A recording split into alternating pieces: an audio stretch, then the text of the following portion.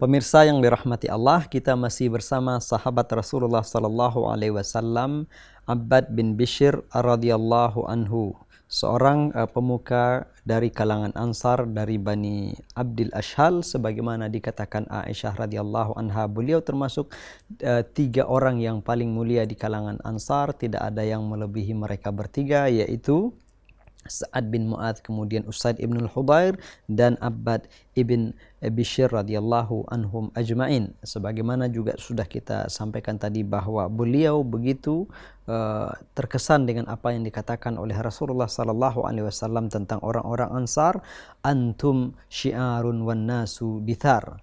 Maka salah satu momentum bagaimana seorang Abbad bin Bishr menunaikan cita-citanya itu, amanah yang disampaikan oleh Rasulullah sallallahu alaihi wasallam kepada kaum Ansar. Ketika Rasulullah pulang dari perang Dzatur Riqa, perjalanan mereka sungguh atau cukup jauh ketika itu. Pada suatu ketika dalam perjalanan pulang menuju Madinah, Rasulullah sallallahu alaihi wasallam memilih suatu tempat untuk beristirahat di suatu lembah. Maka ketika akan beristirahat, Rasulullah sallallahu alaihi wasallam bertanya kepada para sahabat, kita akan istirahat di sini, siapa di antara kalian yang akan bertugas jaga malam ini? Maka berdirilah Abbad bin Bishr dengan Ammar bin Yasir radhiyallahu anhum. Mereka bertugas jaga pada malam itu. Nah, setelah mengambil posisi yang tepat, maka Abbad bin Bishr bertanya kepada Ammar bin Yasir, mana yang Anda pilih, mana yang kau utamakan? Apakah jaga dahulu atau nanti belakangan? Maka Ammar bin Yasir memilih untuk istirahat terlebih dahulu, nanti separuh malam atau pada sesi kedua dibangunkan oleh Abbad bin Bishr, dan Abbad bin Bishr beristirahat. Maka Ammar bin Yasir segera mengambil tempat untuk istirahat, beliau pun tertidur.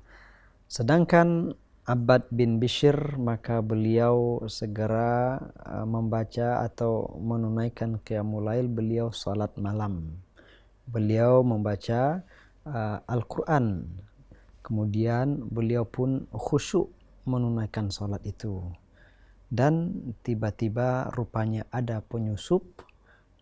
Mereka atau penyusup ini melihat ada yang menjaga, maka dia telah berjanji atau bersumpah sebelumnya akan melukai atau membunuh seseorang di antara pasukan Rasulullah sallallahu alaihi wasallam, karena sakit hatinya kaumnya telah dikalahkan dalam perang oleh Rasulullah sallallahu alaihi wasallam dan kaum muslimin. Maka dari kejauhan dia lepaskan atau dia tembakkan anak panahnya, dan panah itu mengenai Abbad bin Bishr, akan tetapi tidak mengenai tempat yang mematikan. Lalu yang dilakukan oleh Abbad adalah beliau hanya mencabut panah itu, kemudian melanjutkan sholatnya.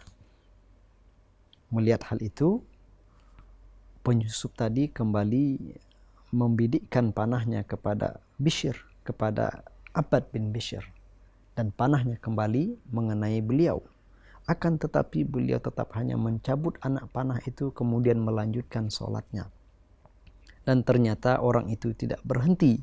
Kembali dia tembakkan panah yang ketiga dan kembali mengenai Abbad bin Bishr.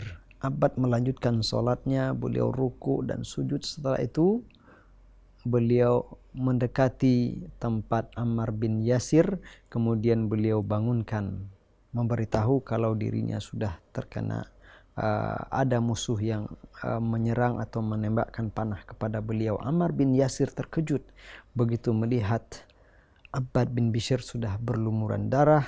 Kemudian beliau katakan, kenapa tidak dari tadi engkau bangunkan saya? Maka Abbad bin Bishr mengatakan, sesungguhnya saya tadi sedang sholat dan saya sedang khusyuk membaca Al-Quran. Saya tidak ingin memutus bacaan sholat saya tidak ingin berhenti dari membaca surat yang saya ingin selesaikan itu. Kemudian beliau katakan, saya lebih suka kehilangan nyawa saya, memutus raga, atau saya lebih suka kehilangan nyawa saya daripada kehilangan kesempatan untuk mengakhiri surat itu. Akan tetapi demi Allah, jika bukan karena keselamatan kaum muslimin, maka saya tidak akan berhenti sholat. Beliau akhirnya menghentikan sholatnya. Kenapa? Karena beliau teringat dengan sabda Rasulullah sallallahu alaihi wasallam, jangan sampai kalian menjadi penyebab kekalahan kita. Jangan sampai kalian menjadi titik lemah dari kami, kata Rasulullah sallallahu alaihi wasallam. Maka dia tidak ingin apabila dia lanjutkan sholatnya kemudian terjadi hal-hal yang tidak diinginkan, tentu efek negatifnya, akibatnya akan menimpa kaum muslimin. Maka beliau katakan, demi Allah, jika bukan karena itu saya tidak akan berhenti sholat. Maka Ammar bin Yasir segera membantu beliau, sedangkan penyusup yang tadi mencoba untuk membunuh Abbad bin Bishr begitu melihat di situ juga telah ada Ammar bin Yasir, maka dia segera melarikan diri karena dia juga hanya seorang diri. Demikian dalam kesempatan itu Abbad bin Bishr menunaikan amanah yang pernah dikatakan oleh Rasulullah sallallahu alaihi wasallam kepada kaum Ansar. Nah, pemirsa yang dirahmati Allah, pada kesempatan lain setelah Rasulullah sallallahu alaihi wasallam wafat pada masa kekhalifahan Abu Bakar As-Siddiq radhiyallahu anhu, terjadi pemberontakan atau terjadi sejumlah gejolak, di antaranya adalah nabi-nabi palsu. Di antara kekuatan yang terhebat pada saat itu, perlawanan yang terkuat adalah nabi palsu Musailamah Al-Kadzab, karena beliau atau karena orang ini memiliki pengikut yang sangat banyak. Maka Rasulullah sallallahu alaihi wasallam tugaskan sahabat-sahabat untuk menumpas nabi palsu ini.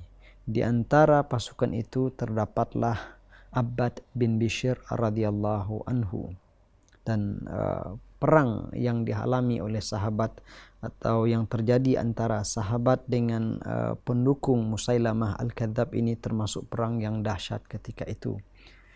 Dan sepanjang beberapa kali terjadi pertempuran, maka Abbad bin Bishr mengamati bahwa kaum muslimin dari kalangan Ansar dan kalangan Muhajirin, mereka semua berbaur, tidak terpisah dalam barisan tersendiri, dan beliau melihat itu menjadi salah satu kelemahan yang harus segera ditanggulangi.